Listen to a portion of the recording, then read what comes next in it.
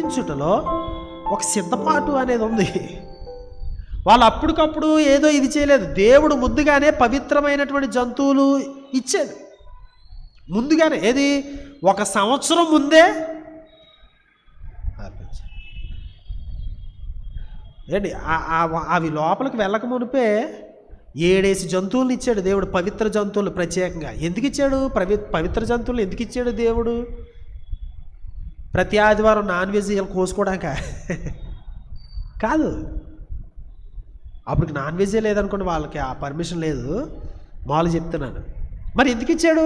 అర్పించడానికి ఇచ్చాడు.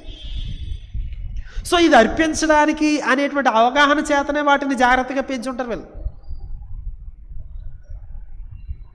ముందుగానే సిద్ధపడుతూ ఉన్నారు. ముందుగానే ఇవ్వబడింది, ముందుగానే ఇది చేయబడింది.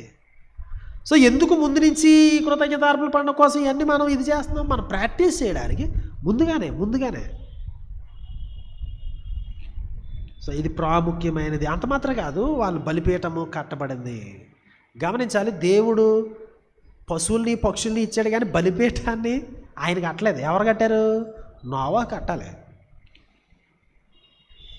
దేవా, నువ్వు ఇచ్చిన దానిలోంచి మేము ఇస్తున్నాము, మంచిదే, కానీ బలిపీఠం కట్టాలి కదా. ఎవడు కడతాడు? నువ్వు కట్టాలి. నువ్వు సొంతంగా చేసేది ఏమన్నా ఉంది అంటే అదే అక్కడ బలిపీఠం కట్టడం. సో అర్పించడానికి ఏది ఆ సిద్ధపాటు కావాలి. వచ్చిన వెంటనే బయటకు వచ్చి రావడంతోనే పీకలు కోసేయడం కాదు. టైం తీసుకోవాలి, కట్టాలి, ప్లాన్ చేయాలి. సో ఆరంభాల్లోనే ఒక సిద్ధపాటు అనేది ఉన్నది. అది మనకు అర్థమవుతాం. సో కాబట్టి మోషే గారి యొక్క ప్రత్యక్ష గుడారంలో మనం అర్పించినా, లేకపోతే దేవాలయంలో అర్పించినా, యేసుక్రీస్తు గారు, ఇవన్నిటిలోనూ ఈ సిద్ధపాటు అనేది ఖచ్చితంగా ఉంటుంది. ఈ రోజున క్రైస్తవ సంఘం అర్పించే దాంట్లో కూడా ఈ ఎలిమెంట్ని మనము తీయలేం.